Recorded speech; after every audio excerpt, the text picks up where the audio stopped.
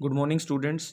बेटा आज हमारा न्यूमेरिकल का पोर्शन है और पहला न्यूमेरिकल है कि obtain the relationship between stopping potential and frequency of the incident radiation for photo emission. तो एक रिलेशन मुझे बताना है और इसी क्वेश्चन का सेकंड पार्ट है कि एक्सरे जिसकी वेवलेंथ 0.82 एंगस्ट्रॉम है किसी मेटल सरफेस पर डाली जाती है, उसका डी ब्रोगली वेवलेंथ बताओ कितना होगा अगर उस सरफेस का वर्क फंक्शन जीरो हो।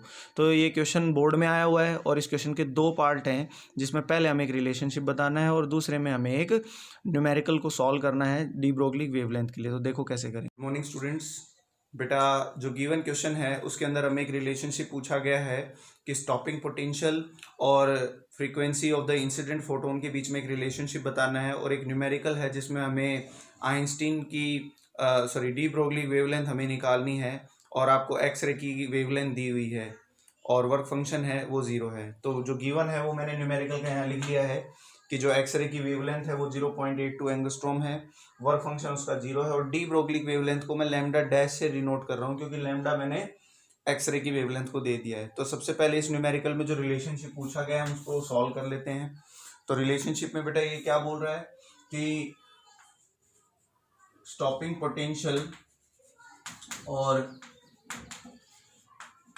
इंसिडेंट फोटोन की फ्रीक्वेंसी में रिलेशनशिप बताओ। अब स्टॉपिंग पोटेंशियल के बारे में किसने बताया था? आइंस्टीन ने। उसी की फॉर्मेट को हम लिख सकते हैं और हम जानते हैं कि ये फॉर्मेट है वो किसके बराबर होता है, ई के बराबर ई माइनस फाइव। के काइनेटिक एनर्जी, ई इंसिडेंट फोटोन और फाइव है work function.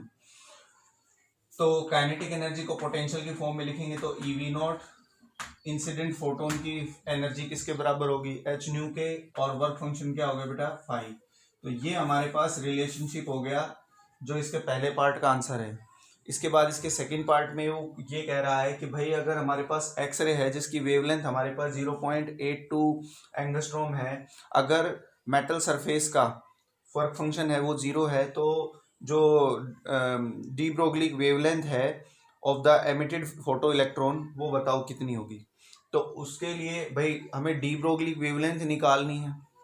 D Broglie wavelength किसके बराबर होती है बेटा, lambda is equal to h by p, और पी को हम लिख सकते हैं mass into velocity, momentum is equal to mass into velocity.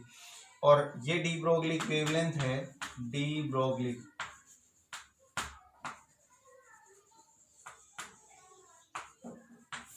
Wavelength, इसको मैंने लैम्डा डैश से डिनोट किया है। तो मुझे ये लैम्डा डैश निकालना और हम जानते हैं ये वैसे तो डी ब्रोगली वेवलेंथ के कई सारे फॉर्मूले थे, लेकिन मैंने इसी का यूज़ क्यों किया, क्योंकि इसमें इसके अलावा और कोई यूज़ भी नहीं होगा, क्योंकि ना तो इसमें पोटेंशियल दे रखा है हमें, स्टॉपिंग पोटेंशियल का कोई न्यूमेरिकल नहीं है ये, ना ही ये काइनेटिक एनर्जी का कोई न्यूमेरिकल है, ना ये टेम्परेचर का है। तो सिंपल जो हम डी ब्रोगली वेवलेंथ के बारे में बताते हैं lambda is equal to h by p, वो रिलेशन हमें यहाँ यूज़ करना होगा।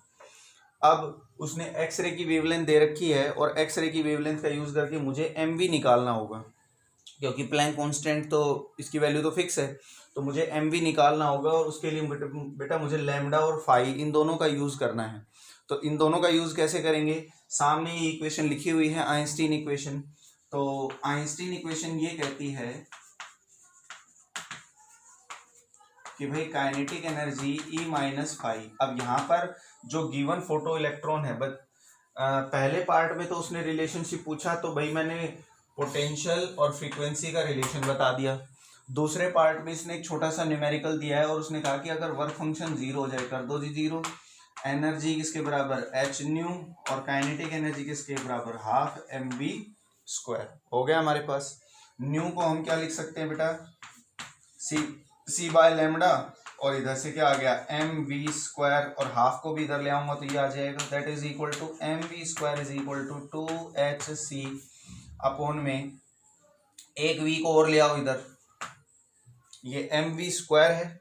इस एम वी स्क्वायर को हम थोड़ा सा रीअरेंज कर देते हैं। देखो कैसे करेंगे, अगर मैं दोनों तरफ m से मल्टीप्लाई कर दूं तो ये क्या हो जाएगा, m square v square is equal to 2hc by lambda और मल्टीप्लाइड बाय m।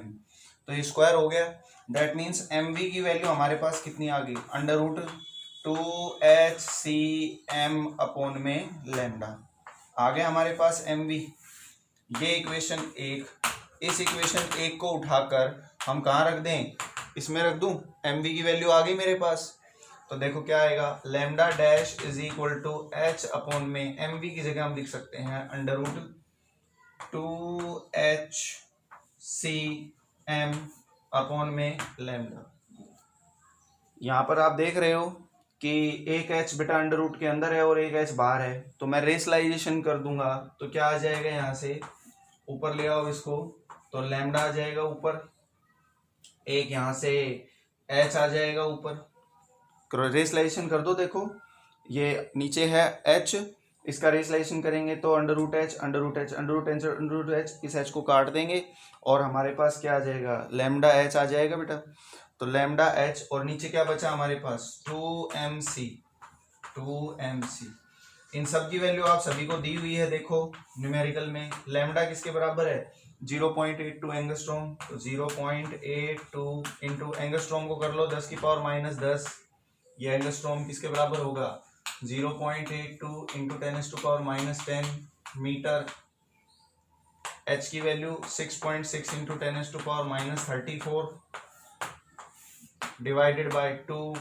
मास, किसका मास रखें, इलेक्ट्रॉन का मास रख दूं 9.1 into 10⁻31 multiplied by c with the light of speed that is equal to 3 into 10⁻8।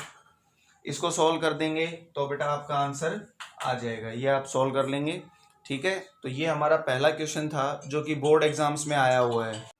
तो बेटा नेक्स्ट क्वेश्चन हमारे पास एक और कॉन्सेप्चुअल क्वेश्चन जो सैम्पल पेपर में आया हुआ है और बोर्ड्स में भी कई बार आया हुआ है। What reason lead de Broglie to put forward the concept of matter wave. तो हमें एक रीज़न देना है जो मैटर वेव के कॉन्सेप्ट को आगे लेके गया। And the wavelength of photon is lambda and D Broglie wavelength of the particle of mass m has same value. मतलब डी ब्रोगली वेवलेंथ और गिरने वाले फोटोन की वेवलेंथ, फोटो इलेक्ट्रॉन और गिरने वाले फोटोन की वेवलेंथ सेम है। तो ये प्रूव करो कि एनर्जी है वो फोटोन की 2 lambda mc by H kinetic energy of particle के बराबर होगी। जो गिवन क्वेश्चन है वो एक कॉन्सेप्चुअल क्वेश्चन है और ऐसे क्वेश्चन बोर्ड्स में कई बार पूछे जाते हैं। ये क्वेश्चन भी बोर्ड में आया हुआ है 2011 के सैम्पल पेपर में और बोर्ड्स में भी आया हुआ है। तो इन क्वेश्चंस को आप कैसे करोगे, इन क्वेश्चन की सबसे पहले लैंग्वेज को समझो। तो इसकी लैंग्वेज में जो आपको दिया हुआ है ना वो आपको सॉल्व करना है, पूछा गया है वो आपको लिखना है और जो कॉन्सेप्ट आपको समझा रखे हैं वो आपने लगाने हैं। तो सबसे पहला जो पॉइंट है इस क्वेश्चन का, उसने ये पूछा है what reason lead the de Broglie to put forward the concept of matter wave. तो भाई कौन सा ऐसा कॉन्सेप्ट था डी ब्रोगली का जो मैटर वेव को के लिए एक रीजन फॉरवर्ड कर रहा था। तो बेसिक सी चीज थी कि भाई डी ब्रोगली ने ये कहा था कि जो एक वेव एक मैटर पार्टिकल के साथ जुड़ी होती है वो मैटर वेव होती है and the matter wave is symmetrical in nature. जो मैटर वेव है वो सिमेट्रिकली होगी नेचर में and the two entities energy and matter, जो दो एंटिटी होंगी हमारे पास मैटर और एनर्जी, वो हर जगह सिमेट्रिकल ही होंगी। ये है वो रीजन जिसकी वजह से डी ब्रोगली कॉन्सेप्ट को फॉरवर्ड रखा गया। उसके बाद इसने एक छोटा सा न्यूमेरिकल, एक कॉन्सेप्चुअल न्यूमेरिकल पूछा है बेटा। तो आप इसके पहले आंसर का क्या जवाब दोगे कि in the de Broglie hypothesis A wave is associated with the matter particle is known as matter wave which is symmetrical in nature and the two entities matter and energy are also symmetrical। ठीक है, ये दो बातें आपने इसमें बतानी है। अब जो इसका न्यूमेरिकल है उसका हम रिलेशन देखेंगे कि किस तरह से इसका रिलेशन आपने फाइंड आउट करना है। तो क्वेश्चन में गिवन क्या है वो हमें समझना होगा। क्वेश्चन में ये बोल रहा है the wavelength of lambda of a photon. भाई कोई गिवन वेवलेंथ है लैम्डा, लैम्डा किसकी वेवलेंथ है फोटोन की। लो जी यहाँ लिख दिया मैंने फोटोन, ठीक है बेटा, आंसर दे दें इसका। तो फोटोन है उसकी वेवलेंथ तो इसने बोली लैम्डा, जैसा बोलता गया है वैसा ही चलते चलो।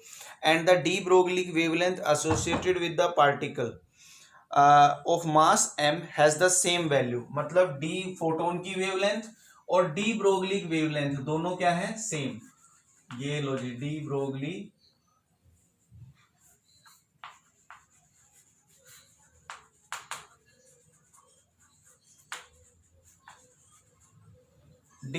wavelength of associated with a mass with a particle of mass have same value। मतलब दोनों की वैल्यू क्या है बेटा, सेम। फोटोन की वेवलेंथ भी लैम्डा है और डी ब्रोगली वेवलेंथ की वैल्यू भी लैम्डा है, वेवलेंथ भी लैम्डा है, दोनों वेवलेंथ सेम है। और मास कितना है पार्टिकल का, m। तो भाई फोटोन की एनर्जी क्या होती है, E बराबर h न्यू होती है ना।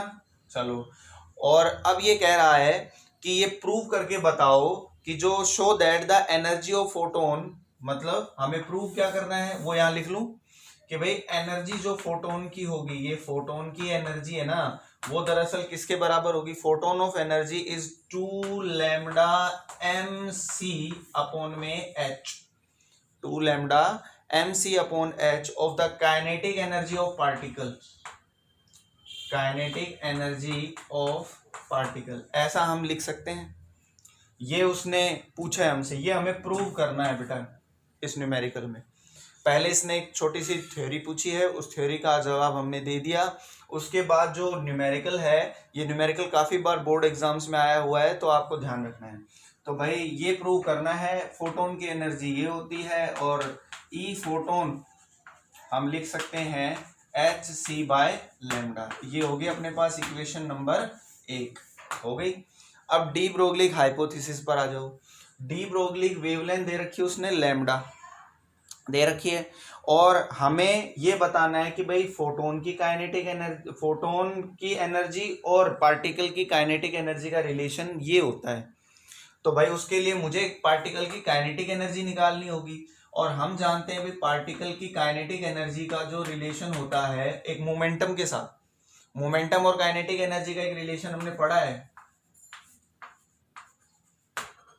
ये होता है ना P बराबर, देखो P बराबर √2m_k, ठीक है। तो K यहाँ पर काइनेटिक एनर्जी को हम K लिख लूं, ठीक है। दोनों तरफ स्क्वायरिंग करेंगे तो काइनेटिक एनर्जी किसके बराबर आ जाएगी, P² डिवाइडेड बाय 2m। ये हो गई मेरे पास काइनेटिक एनर्जी। ये है आगे हमारे पास kinetic energy, and P represent the momentum and M represent the mass and K represent the kinetic energy. अब इसने कहा है कि भाई de Broglie wavelength, de Broglie wavelength दे रखी है लैम्डा, और फोटोन की वेवलेंथ भी लैम्डा, और ये दोनों क्या है, सेम है। डी ब्रोगली हाइपोथेसिस ये कहता है कि लैम्डा है वो h बाय पी के बराबर होगा।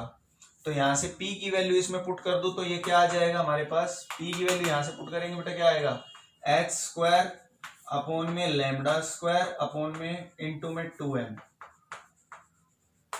ये इक्वेशन नंबर 2 समझ में आया। क्वेश्चन में उसने, आपको बहुत ध्यान से समझना है बेटा क्वेश्चन को, उसमें ये बोल रहा है कि भाई जो गिवन फोटोन है ना उसकी एनर्जी ये है, और जो डी ब्रोगली की फोटोन की वेवलेंथ, डी ब्रोगली वेवलेंथ है जो पार्टिकल से जुड़ी हुई है वेव, उसकी वेवलेंथ भी सेम है, दोनों की वेवलेंथ सेम है। तो भाई फोटोन की एनर्जी तो मैंने ही निकाल ली।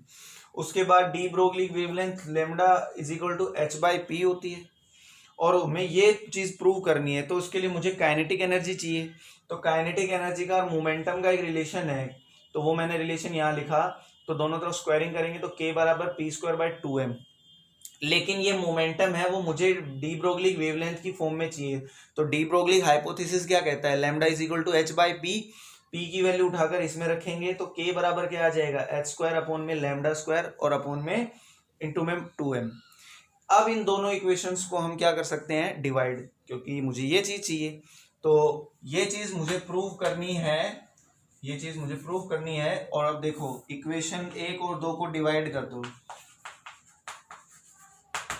डिवाइड 1/2, तो क्या आ जाएगा, E of photon divided by K। K represent the kinetic energy, यही काइनेटिक एनर्जी, इसको मैं K लिख रहा हूं यहाँ पर। डिवाइड करो तो hc by lambda divided by क्या आ जाएगा यहां से, h²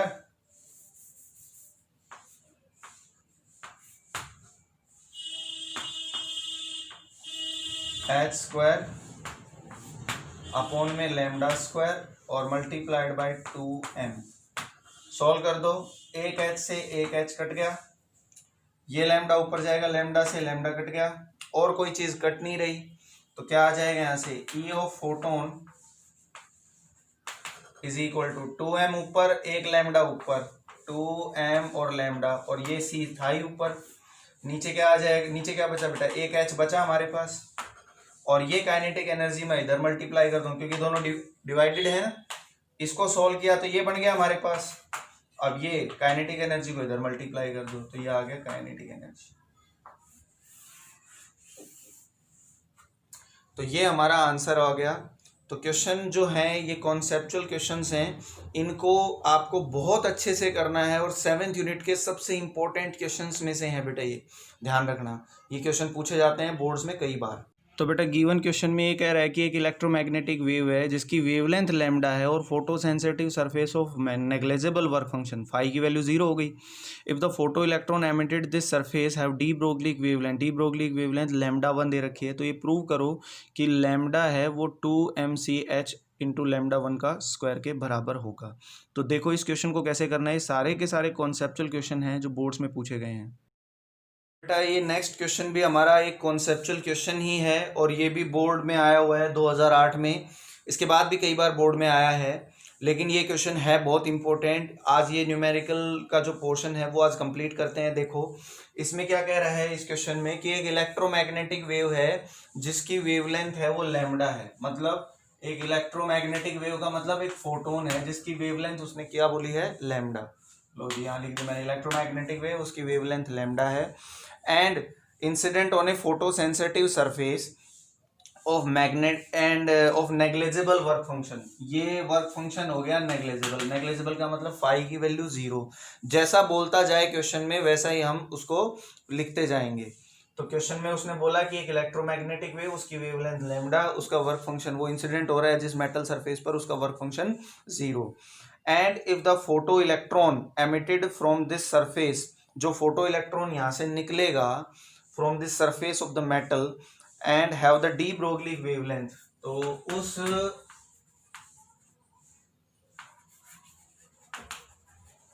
फोटो इलेक्ट्रॉन की डी ब्रोगली वेवलेंथ है ना वो हो जाएगी बेटा लैम्डा 1। ये इसने बोला है lambda 1 be the de Broglie wavelength, ये उसने बोला है।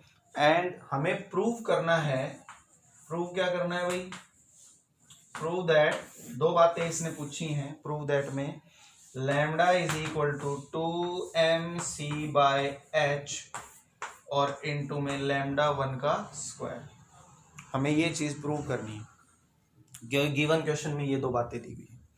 तो भाई पहले तो मैं इलेक्ट्रोमैग्नेटिक वेव को उठा लेते हैं, और इलेक्ट्रोमैग्नेटिक वेव में उसने बोला कि भाई गिवन फोटोन है उसका वेवलेंथ है लैम्डा, और वर्क फंक्शन कितना है बेटा मेटल सरफेस का 0, और डी ब्रोगली वेवलेंथ है लैम्डा 1 जो फोटो इलेक्ट्रॉन निकला है। तो अब हम फोटो इलेक्ट्रॉन के लिए भाई उसने वेवलेंथ दे दी ना हमें लैम्डा, फोटो इलेक्ट्रॉन के लिए उसने वेवलेंथ हमें दे दी, और इलेक्ट्रोमैग्नेटिक वेव जो इंसिडेंट फोटोन है उसकी वेवलेंथ कितनी है, लैम्डा है। तो आइंस्टीन इक्वेशन आपने पढ़ी है,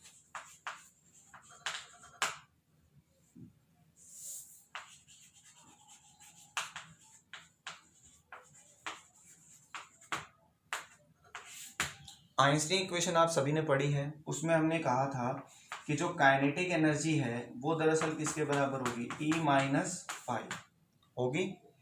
वर्क फंक्शन यहाँ कितना है बेटा 0, फोटोन की एनर्जी कितनी होगी h न्यू, और काइनेटिक एनर्जी किसके बराबर 12mv² हो गया।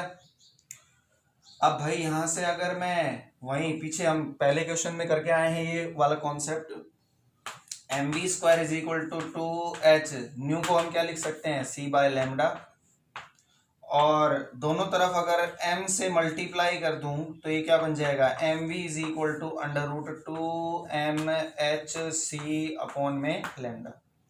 इधर भी m से मल्टीप्लाई कर दो, इधर भी m से मल्टीप्लाई कर दो, तो यहाँ m² v² आ जाएगा, तो mv की वैल्यू मैं निकाल लूँ, ये अपनी इक्वेशन नंबर 1 आ गई, जो कि हमने फोटो इलेक्ट्रॉन जो एमिटेड फोटो इलेक्ट्रॉन है उसका मोमेंटम मैंने निकाल लिया, ठीक है बेटा। और ये मोमेंटम किसकी फॉर्म में आया है, डी ब्रोगली वेवलेंथ की फॉर्म में नहीं आया, ये आया है इलेक्ट्रोमैग्नेटिक वेव की फॉर्म में। लेकिन मुझे जो प्रूव करना है उसमें डी ब्रोगली हाइपोथेसिस भी यूज करना पड़ेगा। अब डी ब्रोगली हाइपोथेसिस ये कहता है, इसने वेवलेंथ दे रखी है lambda one, de Broglie wavelength lambda one दे रखी है, और हाइपोथेसिस ये कहता है कि lambda is equal to h by p, और पी का मतलब भाई एम बी, पी का मतलब क्या हो गया एम बी। तो लैम्डा वन किसके बराबर, एच अपॉन में एम वी हो गया बेटा। लैम्डा वन उसने डी ब्रोगली वेवलेंथ दे रखी है, तो लैम्डा हाइपोथेसिस वेवलेंथ के लिए मैं लैम्डा वन यूज करूंगा। अब ये जो एम वी है इसकी वैल्यू उठाकर मैं एक इक्वेशन वन को वहां पुट कर दूं, ये पहले क्वेश्चन में भी कर चुके हैं, और इसको उठाकर रखेंगे तो क्या आ जाएगा बेटा, यहाँ से एच अपॉन में नीचे आ गया 2mHc अपॉन में लैम्डा। अब देखो यहाँ से रेजलाइजेशन एच का करेंगे तो लैम्डा वन की वैल्यू किसके बराबर आ जाएगी हमारे पास, ये आ जाएगा बेटा, पूरा लिख रहा हूं मैं, लैम्डा और एक ऊपर एच अपॉन में 2mc, ये बन गया लैम्डा एच अपॉन में 2mc। दोनों तरफ स्क्वायरिंग कर दो क्योंकि मुझे लैम्डा चाहिए, लैम्डा वन इधर है, उधर ब्रैकेट के उसमें स्क्वायर रूट के अंदर क्या है बेटा लैम्डा है, दोनों तरफ स्क्वायरिंग करेंगे तो क्या आएगा, लैम्डा वन का square is equal to lambda h upon में 2mc। दोनों तरफ मैंने स्क्वायरिंग कर दी, उसका अंडर रूट हट गया, इसके ऊपर लैम्डा वन स्क्वायर आ गया। तो अब इसको क्रॉस मल्टीप्लाई करोगे तो देखो यही आंसर आएगा। तो ये हमारा अगला क्वेश्चन है। इस तरह के कॉन्सेप्चुअल क्वेश्चन ही बोर्ड में पूछे जाते हैं। आपको जो गिवन है ना बेटा वो ध्यान रखना है कि भाई इसमें क्या क्या लगेगा, क्या गिवन है, क्या पोटेंशियल गिवन है, नहीं है तो पोटेंशियल वाला कोई रिलेशन यूज नहीं करना है। उसने सिर्फ ये कहा कि इलेक्ट्रोमैग्नेटिक वेव की वेवलेंथ लैम्डा है और de Broglie wavelength lambda one है, जो इलेक्ट्रॉन निकला है उसकी वेवलेंथ लैम्डा वन है, इंसिडेंट फोटोन की वेवलेंथ लैम्डा है। तो ये प्रूव करो कि भाई दोनों वेवलेंथ का रिलेशन ये होगा। तो भाई सिंपल सी बात है कि वर्क फंक्शन जीरो है, तो वर्क फंक्शन का नाम आ गया तो ऑब्वियस सी बात है आइंस्टीन इक्वेशन तो यूज होनी है इसमें। तो वर्क फंक्शन की वैल्यू इसने अपने जीरो रखनी है इसमें, और एम वी की वैल्यू निकाल लो बेटा। एम वी का मतलब मोमेंटम, मोमेंटम आ गया एक बार, तो डी ब्रोगली हाइपोथेसिस का यूज करके मैं एम वी की वैल्यू पुट करके ये आंसर निकाल सकता हूँ। ठीक है, इस तरह से आपने करना है। तो बेटा गिवन क्वेश्चन में कह रहा है कि रेड लाइट और अल्ट्रावायलेट लाइट अगर एक फोटो सेंसिटिव जिंक प्लेट्स पर डाली जाती हैं तो कौन इलेक्ट्रॉन पहले निकालेगा। और इसके दूसरे पार्ट में कह रहा है कि एक्सरे अगर किसी फोटो सेंसिटिव सरफेस पर डाल रहे हैं जिसका वर्क फंक्शन नेग्लेक्टेड है, तो ये प्रूव करो कि डी ब्रोगली वेवलेंथ है ना वो under root h lambda upon में 2mc के बराबर होगी। तो देखो इस क्वेश्चन को कैसे सोल्व करेंगे। ये जो क्वेश्चन हमें दे रखा है ये भी एक कॉन्सेप्चुअल क्वेश्चन है, बोर्ड में आया हुआ है। देखो इसमें क्या कह रहा है कि एक फोटो सेंसिटिव सरफेस पर अगर मैं रेड लाइट डालता हूँ या एक क्लीन जिंक सरफेस के ऊपर, एक जिंक सरफेस के ऊपर अगर मैंने रेड लाइट डाली है तो इलेक्ट्रॉन, फोटो इलेक्ट्रॉन नहीं निकलता है। लेकिन अगर मैं एक वीक अल्ट्रावायलेट रेडिएशन डालता हूँ तो उससे एक इलेक्ट्रॉन निकल जाता है। क्वेश्चन का पहला पार्ट ये है।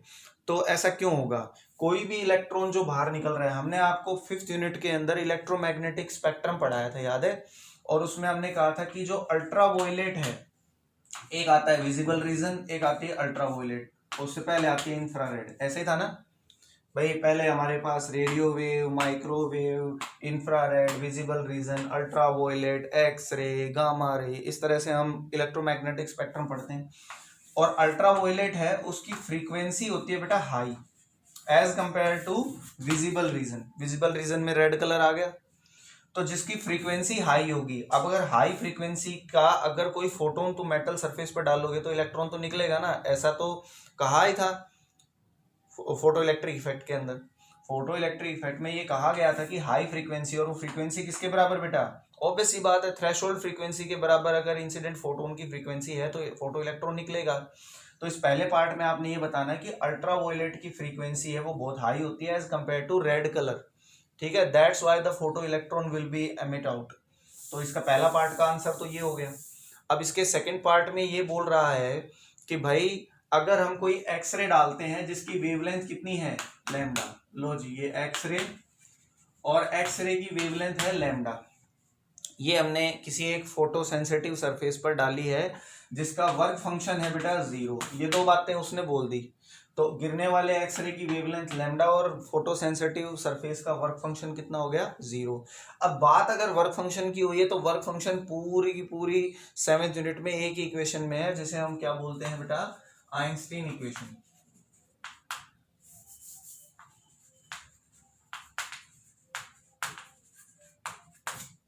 आइंस्टीन इक्वेशन ये कहती है कि भाई k बराबर E-5 ये बोला है, तो इसका मतलब काइनेटिक एनर्जी है वो तो क्या होगी हमारे पास k is equal to kinetic energy h nu, ऐसा लिख दें -5 की जगह हम 0 पुट कर दें, तो काइनेटिक एनर्जी है वो दरअसल फोटोन की एनर्जी के बराबर आ गई। लेकिन इसने ये कहा है कि ये प्रूव करो, क्या प्रूव करने के लिए बोला है, उसने सिर्फ 2 लाइनें बोली है न्यूमेरिकल में कि भाई एक एक्सरे जिसकी वेवलेंथ लैम्डा है उसका वर्क फंक्शन 0 है, जिस फोटो सेंसिटिव सरफेस पर ये एक्सरे डाली जा रही है, तो ये प्रूव करके बताओ कि जो डी ब्रोगली वेवलेंथ है, डी ब्रोगली वेवलेंथ को मैं लैम्डा डैश से डिनोट कर लूं, डी ब्रोगली वेवलेंथ क्योंकि इंसिडेंट वेवलेंथ कितनी है लैम्डा, तो डी ब्रोगली वेवलेंथ को लैम्डा डैश से डिनोट कर दिया। ये कह रहा है कि ये प्रूव करो कि डी ब्रोगली वेवलेंथ है ना वो किसके बराबर होगी बेटा, h लैम्डा अपॉन में 2mc कांड, ये मुझे प्रूव करना है। लैम्डा इंसिडेंट एक्सरे की वेवलेंथ और lambda dash D Broglie wavelength, ये मैंने माना है। तो भाई काइनेटिक एनर्जी आ गई, इसका मतलब मुझे डी ब्रोगली हाइपोथेसिस तो यूज करना ही होगा। काइनेटिक एनर्जी आ गई, डी ब्रोगली हाइपोथेसिस क्या कहता है,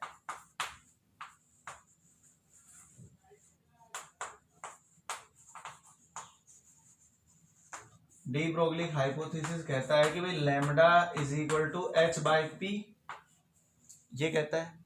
लेकिन मैंने डी ब्रोगली वेवलेंथ को क्या लिया है, लैम्डा डैश। अब यहाँ है मोमेंटम और मेरे पास काइनेटिक एनर्जी आ गई है। मोमेंटम और काइनेटिक एनर्जी का एक रिलेशन है जो हमने पीछे लिखा है बेटा, म्यू को क्या लिख सकते हैं, c/लैम्डा, तो p की वैल्यू क्या आ गई हमारे पास, √2mhc अपॉन में लैम्डा लिख सकता हूँ। मोमेंटम आ गया, इसको उठाकर यहाँ रख दूं तो हमारे पास आंसर आ जाएगा। तो ये है इक्वेशन 1, तो इसको पुट कर दो, पुट 1 तो क्या आ जाएगा बेटा, lambda dash is equal to h upon में p की जगह क्या लिख सकते हैं, 2mhc अपॉन में लैम्डा, ऊपर ले आओ h से h कट जाएगा रेशनलाइजेशन करने पर, तो ये आंसर क्या बन जाएगा बेटा हमारे पास, √लैम्डा h अपॉन में 2mc, ये हमारा आंसर है इधर, ठीक है। तो ये हमारा आंसर आ गया, इसको आपने देखना है। तो इस तरह से हमें ये क्वेश्चंस करने हैं बेटा, काफ़ी इंपॉर्टेंट क्वेश्चंस हैं बेटा। कई बार एक छोटा सा क्वेश्चन आ जाता है, एक छोटा क्वेश्चन ये आता है कि भाई आपको इस तरह का एक ग्राफ दिया जाएगा, ध्यान दो थोड़ा सा, ये है स्टॉपिंग पोटेंशियल और फ्रीक्वेंसी के बीच में, और आपको कहेगा ये मेटल ए और बी के लिए लिखा गया है 0, that will be new not, और ये न्यू नॉट 2, ये न्यू नॉट 1 और nu not 2, these are the frequency, threshold frequency of metal A and B, ठीक है। या फिर इनको दिखाएगा भी नहीं, ऐसे दिखा देगा। क्वेश्चन मेरा ये पूछा जाएगा, आपको ये छोटा सा डायग्राम देगा और ये कहेगा कि फाइंड करो, find which one have high work function, किसका वर्क फंक्शन हाई है, पहला क्वेश्चन तो इसका ये है। और दूसरा पूछेगा which one eject electron first, कौन इलेक्ट्रॉन को पहले इजेक्ट करेगा ए और बी में से, और किसका वर्क फंक्शन हाई होगा। तो भाई पहले पॉइंट का आंसर देखो, क्वेश्चन आपको ये एज इट इज लिख लेना है बेटा, ये बोर्ड में आया हुआ है, एमसीक्यू में भी आता है और 1 लाइनर में भी पूछा गया है, 2 नंबर में भी पूछा जा चुका है क्वेश्चन। तो आपको ध्यान रखना है कि भाई पहले पार्ट में क्या पूछेगा, ये कहेगा which one have higher work function, work function का फॉर्मूला क्या है, एच न्यू नॉट। अब ऑब्वियस सी बात है, जिसका थ्रेशोल्ड फ्रीक्वेंसी ज्यादा होगी उसका वर्क फंक्शन भी ज्यादा होगा। इन दोनों में से किसकी थ्रेशोल्ड फ्रीक्वेंसी ज्यादा है, ऑब्वियस सी बात है बी की ज्यादा है ना, यहाँ पर लाई कर रहा है थ्रेशोल्ड फ्रीक्वेंसी, तो ऑब्वियस सी बात है पहले का आंसर क्या आ गया बेटा, B, B has high work function, B का वर्क फंक्शन क्या है बेटा, हाई। दूसरा पार्ट उसने कहा है कौन इलेक्ट्रॉन पहले निकालेगा। अब इलेक्ट्रॉन उसका पहले निकलेगा ना जिसकी हमें पहले थ्रेशोल्ड फ्रीक्वेंसी मिल जाएगी। अब इसकी पहले किसकी थ्रेशोल्ड फ्रीक्वेंसी मिल रही है, ए की, क्योंकि इलेक्ट्रॉन को इजेक्ट करने के लिए गिरने वाले फोटोन की फ्रीक्वेंसी थ्रेशोल्ड फ्रीक्वेंसी के बराबर होनी चाहिए, और मेटल ए और बी में थ्रेशोल्ड फ्रीक्वेंसी किसकी कम है? किसकी कम है भाई? ए की कम है। तो इसका मतलब इलेक्ट्रॉन पहले कौन निकालेगा? ए निकालेगा ना। तो इसका मतलब दूसरे का आंसर क्या हो गया? मेटल ए इजेक्ट फर्स्ट इलेक्ट्रॉन। इलेक्ट्रॉन को पहले कौन निकालेगा? मेटल ए। तो इस तरह के क्वेश्चन आपसे पूछे जाएंगे।